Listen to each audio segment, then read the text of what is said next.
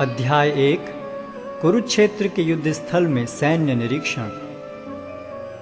धृतराष्ट्र ने कहा, हे संजय, धर्मभूमि कुरुक्षेत्र में युद्ध की इच्छा से एकत्र हुए मेरे तथा पांडु के पुत्रों ने क्या किया? संजय ने कहा, हे राजन, पांडु पुत्रों द्वारा सेना की व्यूहरचना देखकर राजा दुर्योधन अपने गुरु के पास गया और उसने ये शब्द कहे, हे आचार्य, पांडु पुत्रों की विशाल सेना को देखें, जिसे आपके बुद्धिमान शिष्य द्रुपद के पुत्र ने इतने कौशल से व्यवस्थित किया है। इस सेना में भीम तथा अर्जुन के समान युद्ध करने वाले अनेक वीर धनुर्धर हैं, यथा महारथी युयुधान, विराट तथा द्रुपद। इनके साथ ही धृष्टकेतु, चेकितान, काशीराज, पुरुजित, कुंतीभोज तथा शैब्य जैसे महान शक्तिशाली योद्धा भी हैं। पराक्रमी युधामन्यु, अत्यंत शक्तिशाली उत्तमौजा, सुभद्रा का पुत्र तथा द्रौपदी के पुत्र, ये सभी महारथी हैं। किंतु हे ब्राह्मण श्रेष्ठ, आपकी सूचना के लिए मैं अपनी सेना के उन नायकों के विषय में बताना चाहूँगा जो मेरी सेना को संचालित करने में विशेष रूप से निपुण हैं।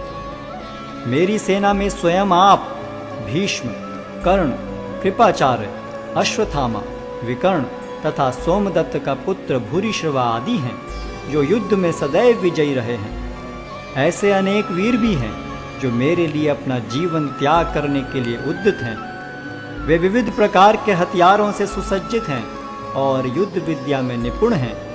हमारी शक्ति अपरिमेय है और हम सब पितामह द्वारा भली भांति संरक्षित हैं, जबकि पांडवों की शक्ति भीम द्वारा भली भांति संरक्षित होकर भी सीमित है।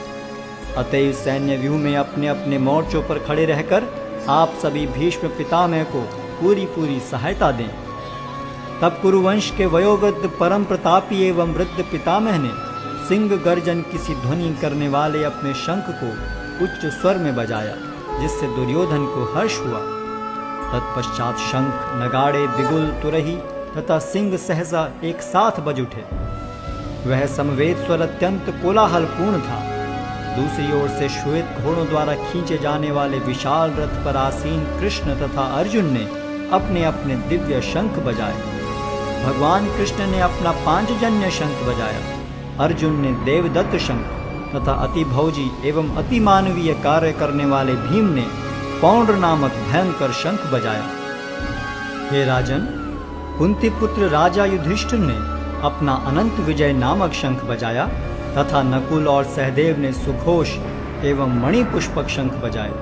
महान धनुर्धर काशीराज, परम योद्धा शिखंडी, धृष्टद्युम्न, विराट, अजय सात्यकी, द्रुपद, द्रौपदी के पुत्र तथा सुभद्रा के महाबाहु पुत्र आदि सबों ने अपने अपने शंख बजाए। इन विभिन्न शंखों की ध्वनि कोलाहल पूर्ण बन गई, जो आकाश तथा पृथ्वी को शब्दायमान करती हुई धृतराष्ट्र के पुत्रों के हृदय को विदीर्ण करने लगी। उस समय हनुमान से अंकित ध्वजा लगे रथ पर आसीन पांडुपुत्र अर्जुन अपना धनुष उठाकर तीर चलाने के लिए उद्यत हुआ।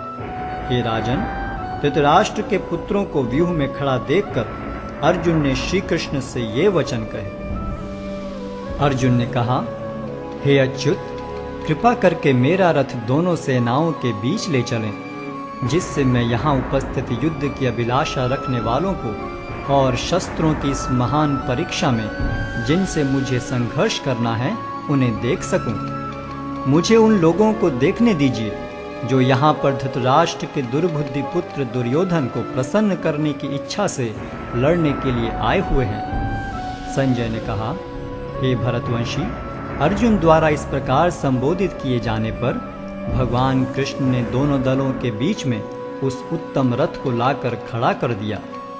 भीष्म, द्रोण तथा विश्व भर के अन्य समस्त राजाओं के सामने भगवान ने कहा कि हे पार्थ, यहाँ पर एकत्र सारे कुरुओं को देखो। अर्जुन ने वहाँ पर दोनों पक्षों की सेनाओं के मध्य में अपने चाचा ताऊओं, पितामहों, गुरुओं, मामाओं, भाइयों, पुत्रों, पौत्रों, मित्रों, ससुरों और शुभ चिंतकों को भी देखा।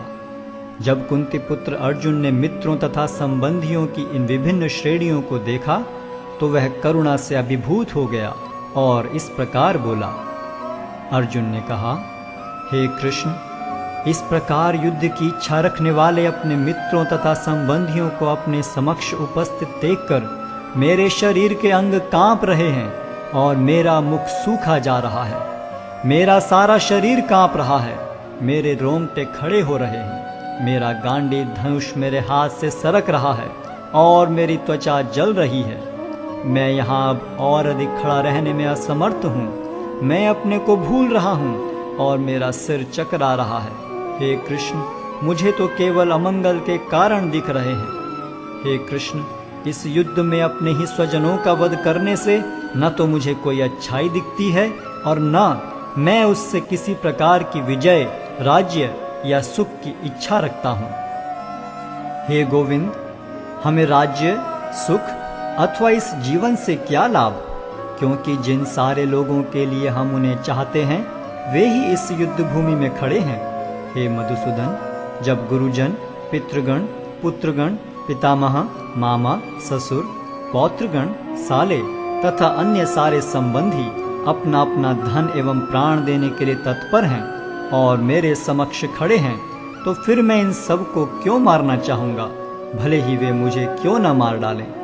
हे जीवों के पालक, मैं इन सबों से लड़ने को तैयार नहीं, भले ही बदले में मुझे तीनों लोग क्यों न मिलते हों। इस पृथ्वी की तो बात ही छोड़ दें।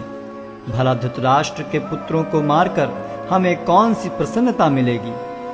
यदि हम ऐसे आतताइयों का वध करते हैं तो हम पर पाप चढ़ेगा।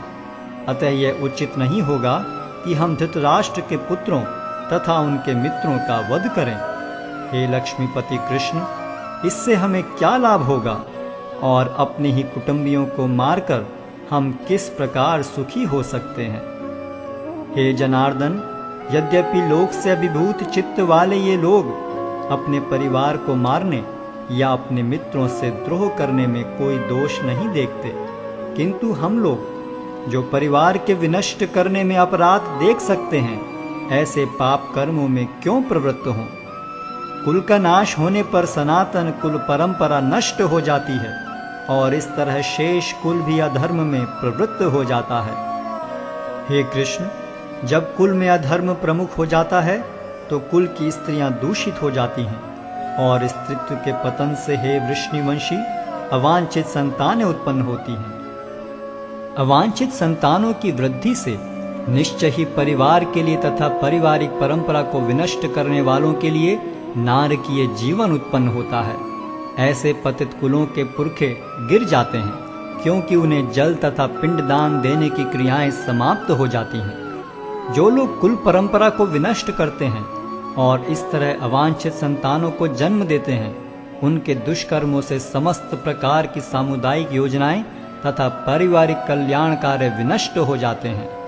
हे प्रजापालक कृष्ण, मैंने गुरु परंपरा से सुना है कि जो लोग कुल धर्म का विनाश करते हैं वे सदैव नरक में वास करते हैं।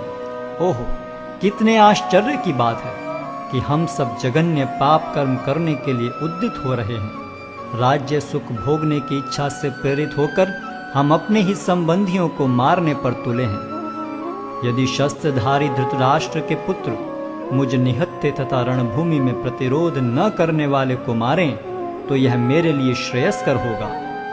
संजय ने कहा, युद्ध भूमि में इस प्रकार कहकर अर्जुन ने अपना धनुष तथा बाण एक ओर रख दिया और शोक संतप्त चित्त से रथ के आसन पर बैठ गया।